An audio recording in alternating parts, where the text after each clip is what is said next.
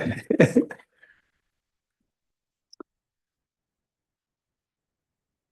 right, good evening. Welcome to the Finance Committee. It is December the 18th, 2024 at 6:30 p.m. Could I please get roll call? Mayor St. John. Here. Mr. Capel. Here. Mr. Ayer. Here. Mr. Neff. Here. Mr. Grumney. Here. Mr. Martin. Here. Ms. Cooper is absent. Six present, I think. Yes, Ms. Cooper is absent for the Finance meeting, but she will be here for the council meeting. Okay, that takes us to the minutes from our last meeting, November the 20th, 2024. Looking for a motion to approve. Motion. Second by Molly. Mr. Ayer, any discussion? Yes, it says Murray Neff were absent, but it should say Murray Neff and Damon Capel were absent. Except I wasn't absent. I came in late Yeah. for that one. Oh, I was you- absent you our don't last. mention him at all in there, Yep. so. That corrected. Yeah. Well, we weren't here when the roll call happened. No, so I guess that counts as being absent. right? He was 90 seconds late. That's about right, actually. Okay. Ready? Yep, roll call, please. Mayor St. John. Here, yes. Mr. Ayer. Here. Mr. Capel. Yes. Mr. Neff. Yes. Mr. Grumney. Yes. Mr. Martin. Yes. CA's minutes passed. All right, as clean as that went, let's go ahead and get to the new and unfinished business. We have the budgeting software comparisons. Yes, thank you. I was asked to perform a little matrix, compatibility matrix, to compare some of the capabilities of the certain budgeting softwares that we are considering.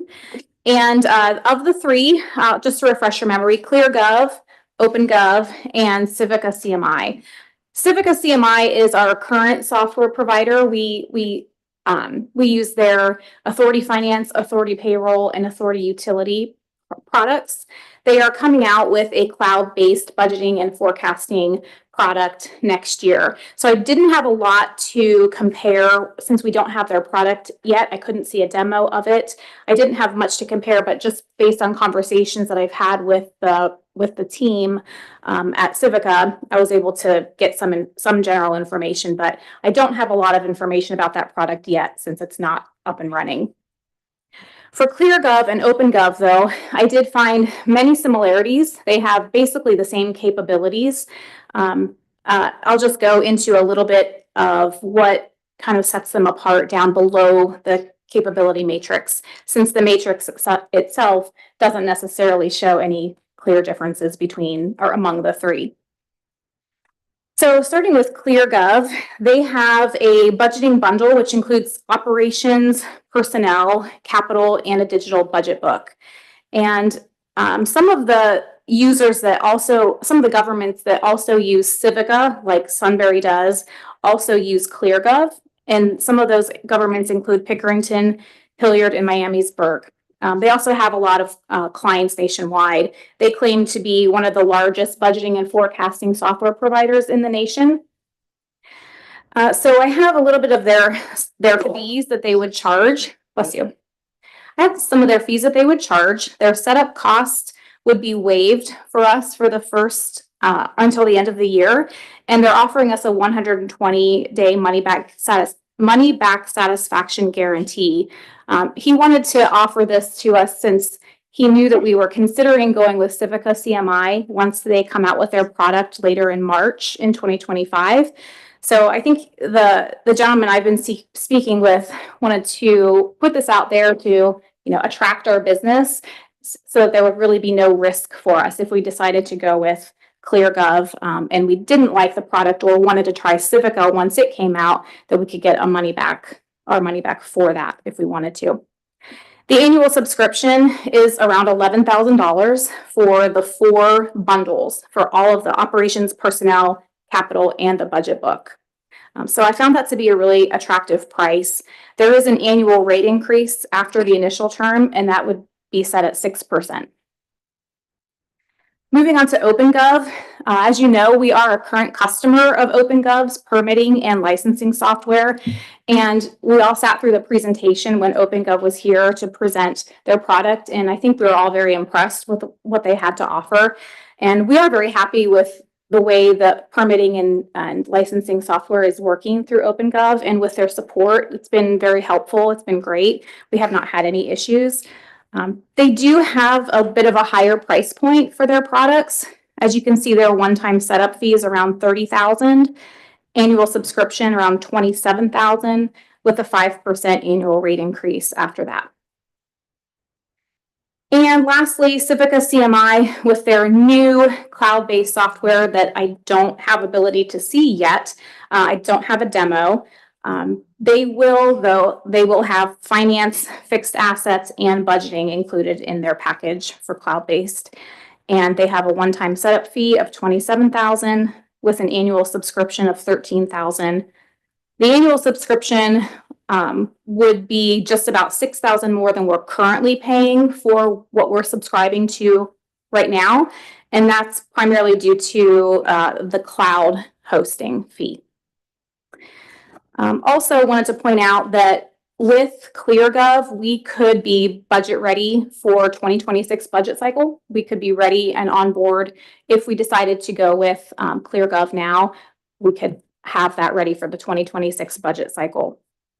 So with all this being said, I think I have a recommendation that I would like to go with ClearGov and see what their product is, and if we like it, and if we don't, we do have that satisfaction guarantee.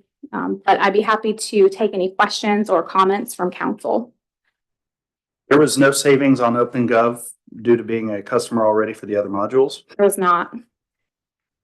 Does capital budget book under ClearGov equate to what Civica is calling fixed assets? Are they the same? No, it's not. It's a completely different product. I'm not sure if Civica would have a budget book. Would we need to buy anything separate to manage our fixed assets if we were to Yes. go with ClearGov? Yes, we would need something separate. Do you have And anything I in know, mind? I'm sorry. Do you have anything in mind? I know OpenGov has a fixed asset tool. Can't remember the name of it on the top of my head. I know that it's a popular product. Some other cities do use it and utilize it and say it's a good tool. That's the only one I've looked into so far. We need that for GAAP accounting. Don't necessarily need it, but it would be helpful. We could track all of our fixed assets and our depreciation in Excel. So would anything we do on Civica, that would be replaced by ClearGov? It wouldn't be bolted on to what we currently have for Civica? Well, what we currently have for Civica doesn't do any budgeting or forecasting. Okay, so it's a It's like standalone. accounting. Gotcha, okay. So I'm not necessarily looking for any type of council action. Just wanted to throw this out there to see if you had any questions or comments or wanted me to do any further research. But this was just for informational purposes. What was the one you showed us when we started asking the questions like 3 or 4 months ago? ClearGov, Okay, that's what I thought. yes. I like that. I remember. Yeah, I do too. Yeah, it seemed very intuitive.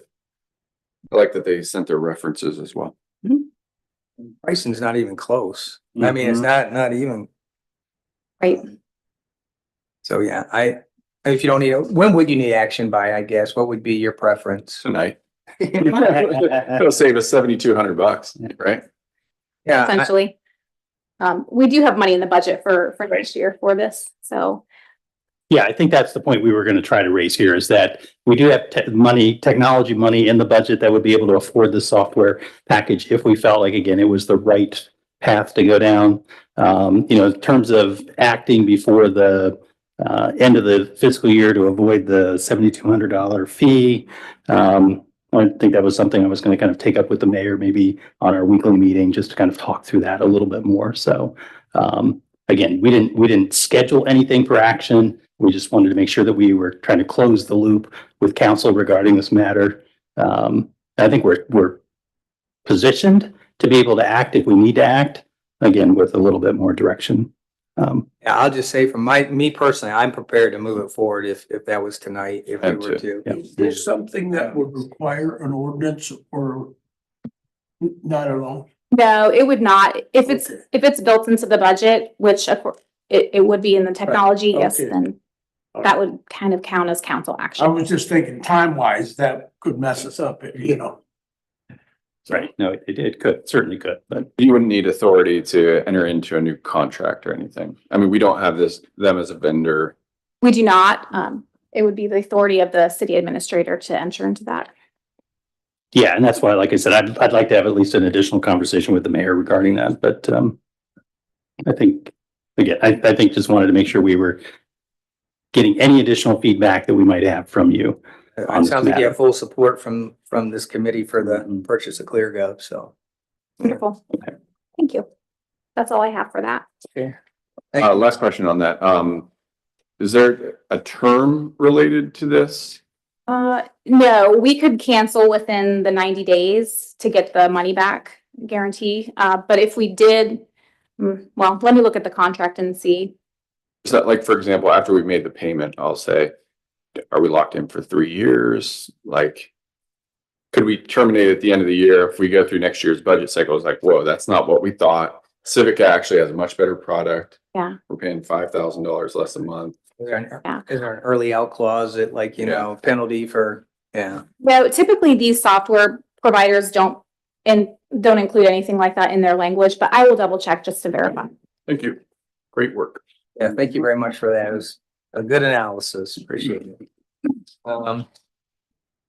So another area that required analysis would be moving next is utility rate study update. I see your glasses on, Daryl, so I'm Yes. thinking that's you. Oh, no.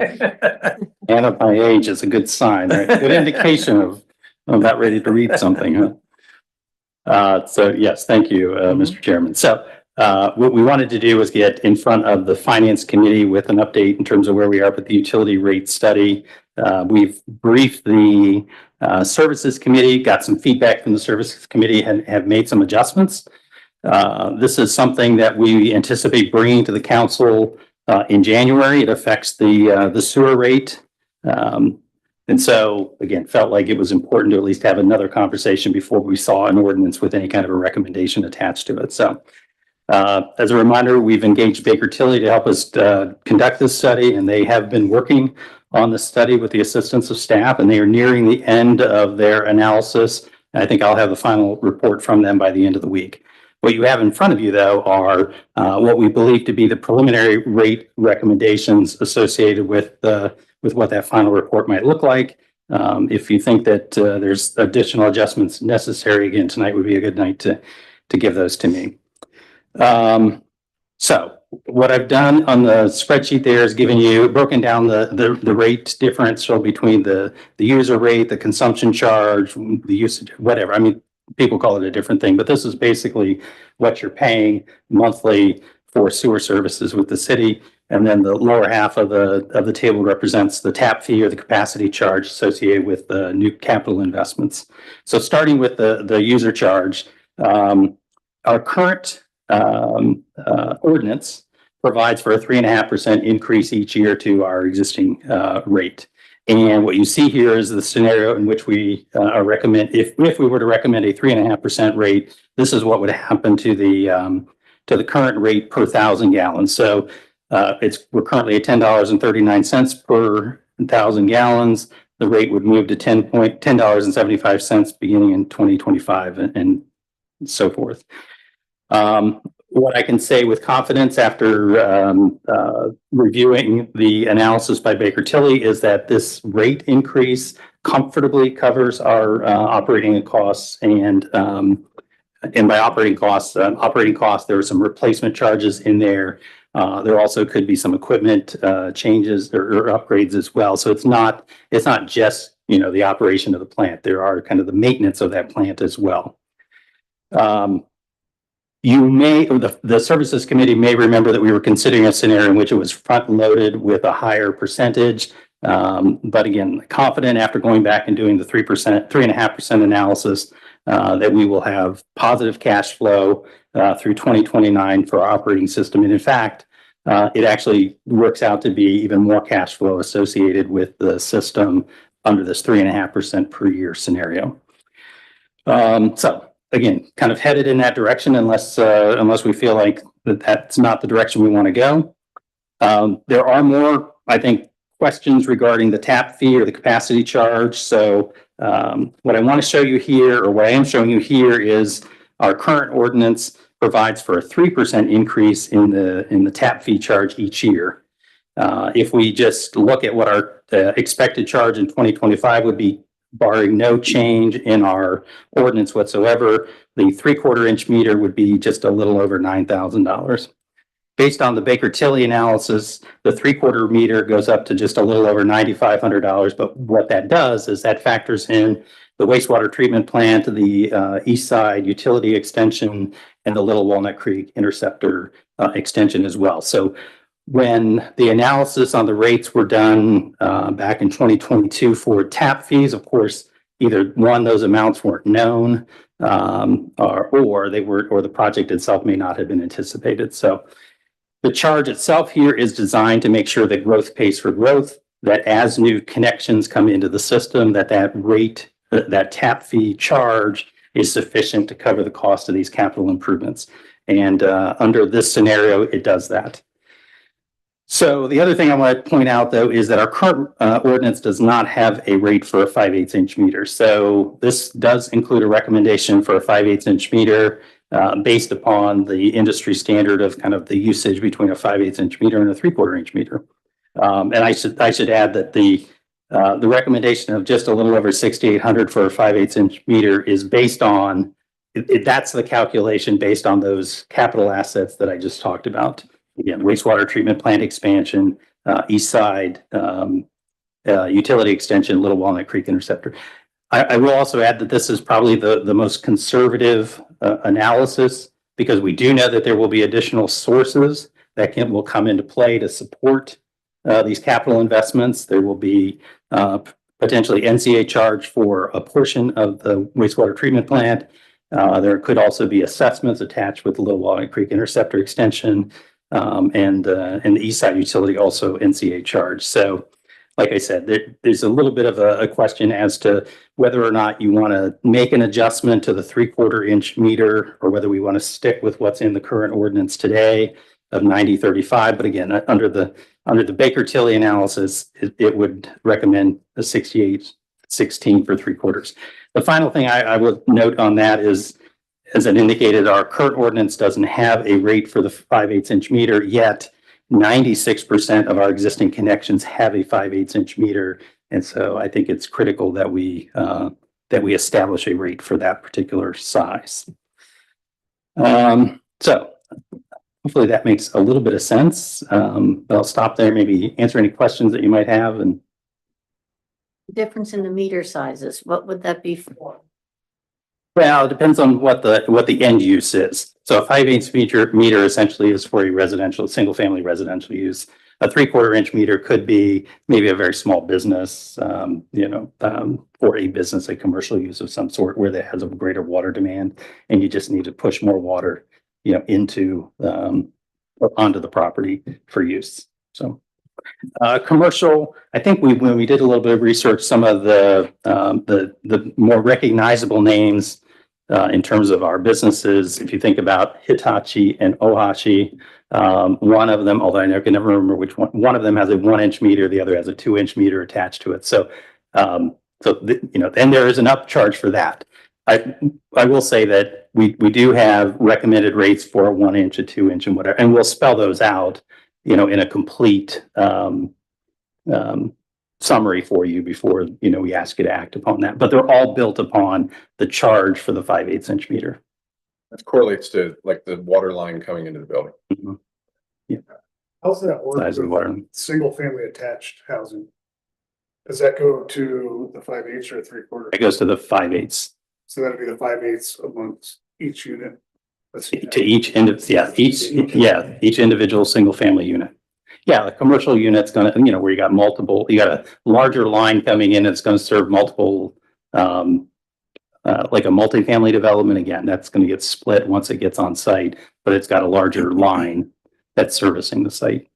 And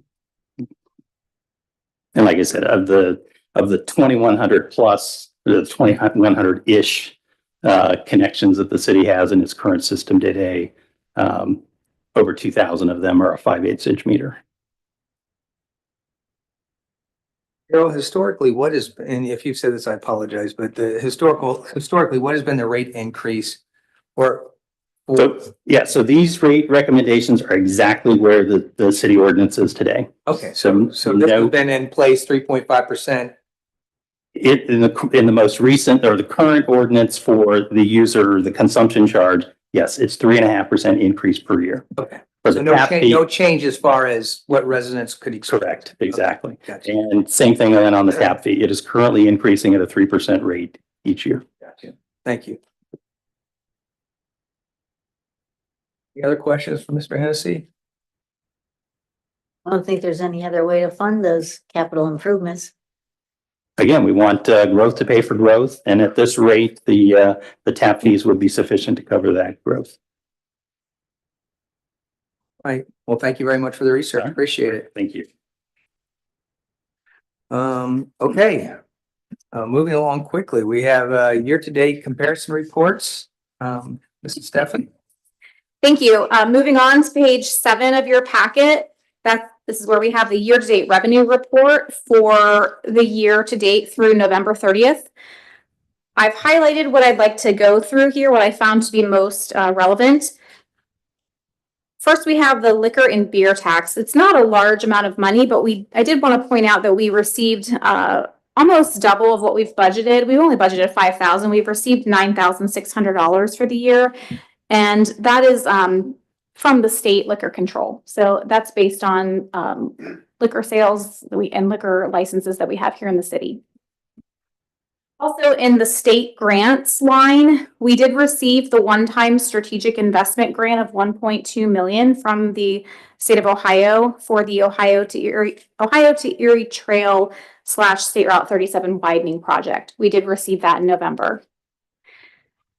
Also in the miscellaneous reimbursements line, we received $107,000 throughout the year. Recently, we received about $53,000 from Big Walnut Local Schools for their portion of the Big Walnut Intermediate Trail. Also, we received almost $11,000 from Medical Mutual for a performance rebate due to our performance on the plan, the medical and health plan being doing better than they anticipated. So we got a rebate from that, which is nice. As far as revenues on the other lines, not much to mention. Oh, I do want to mention the cemetery fund. This isn't reflected in the report here because we just received it today. We did receive $73,000 reimbursement from Huntington Bank for the Drugan Fund. That's related to the cemetery trust fund that we have. So we received that. And that's in addition to the 50-some thousand that's already in that line.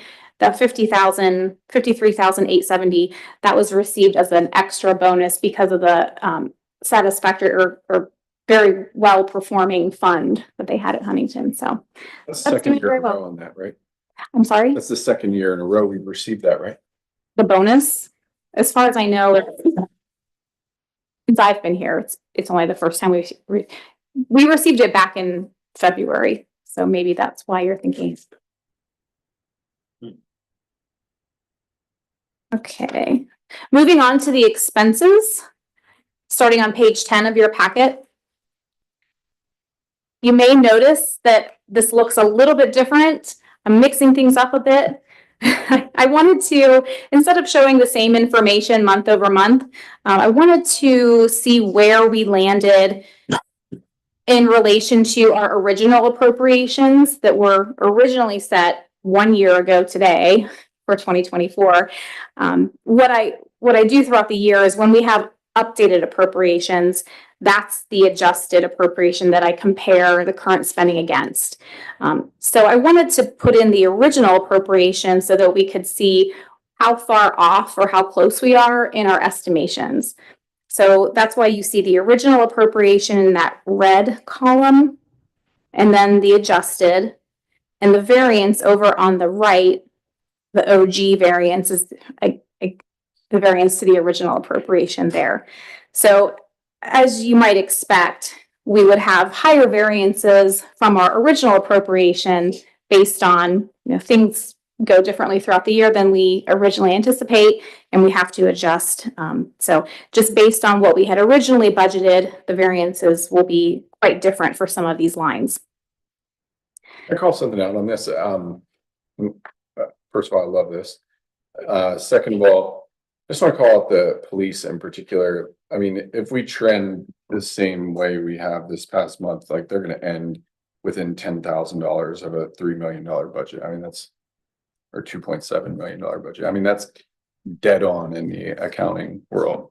And that from the original. Now we've over appropriated different funds and things since that, but I know there's always a tight lens on the police department due to the wrong dollar spend. But when you talk about, we forecasted a year ago and they're going to come in that tight. It's great. Good, thank you. Yes, thank you for bringing that up. The only lines that we had to adjust in the police budget were for benefits and for cruiser repair, I believe. And those are the two large fluctuations that are highlighted.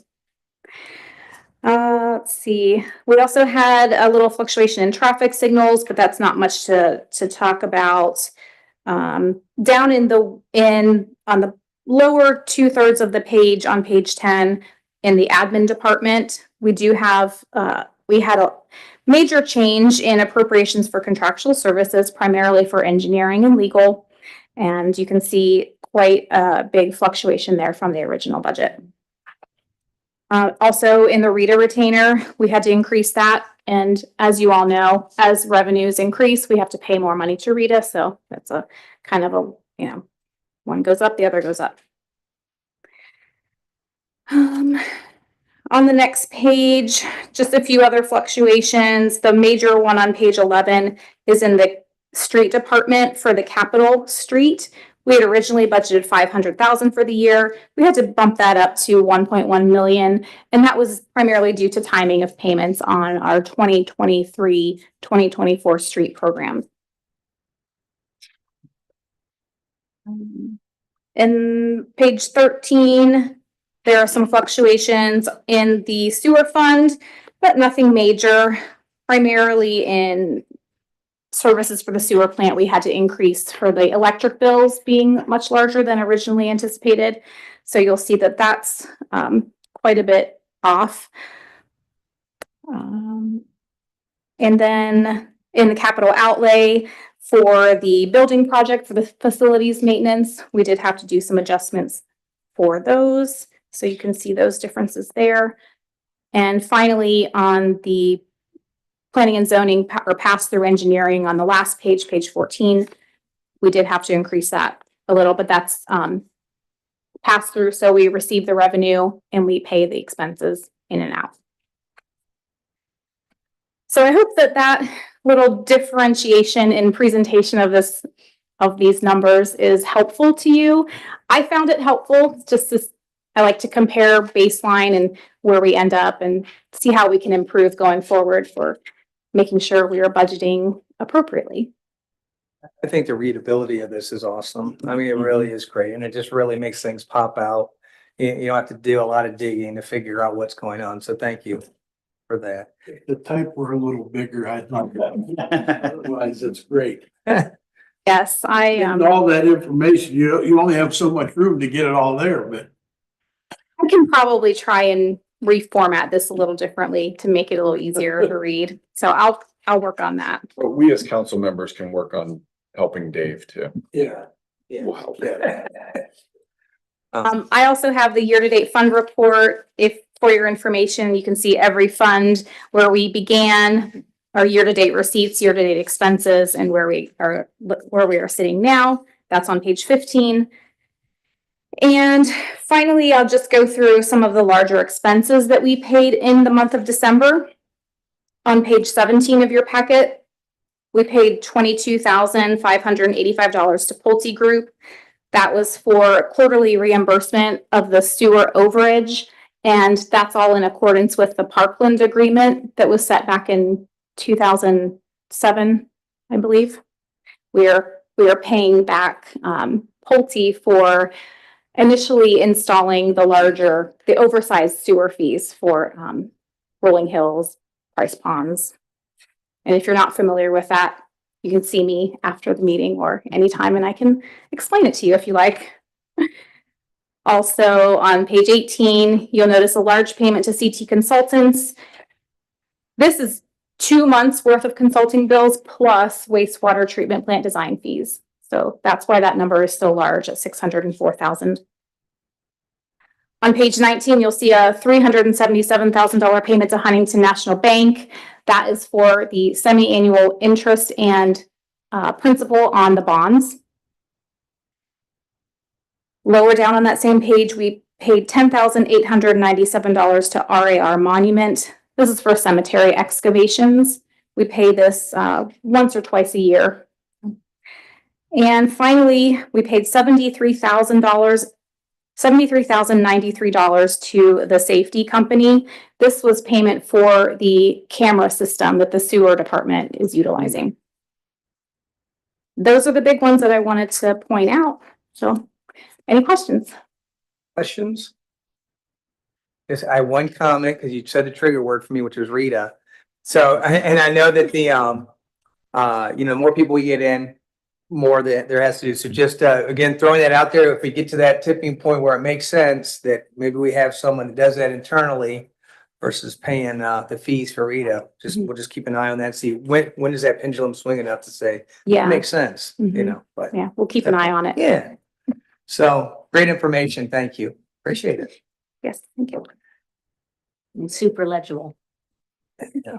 So here we go. I think we're gonna get about 28 minutes back. Does anybody have anything else they want to bring up for the finance committee before we exit stage left? Okay, looking for a motion to end this. I'll make that motion. Oh, So is there a question about the next Yeah. finance committee meeting? Yeah, I just Okay, wasn't yeah. sure if we were gonna have, since the council meeting was set for the 8th of January and not the 1st, are we going to have the finance committee on the 2nd or 3rd Wednesday of? It'd be the Yeah. 15th, right? Yeah, I think we're anticipating we're gonna have back-to-back weeks, of council Okay. meetings. So the first council meeting is on January 8th, the second one will be January 15th, Okay, which follows kind of the normal schedule. Okay. that was for my information. And then we'll have potentially a third council On the meeting 29th. so 8th will be services, the 15th will be finance. Okay, and parks on the 8th as well. yeah. Hey, Okay. don't forget parks. Yeah, yes. Oh, my apologies. You need help with your eyes, I need help with my ears. So, okay, anything else?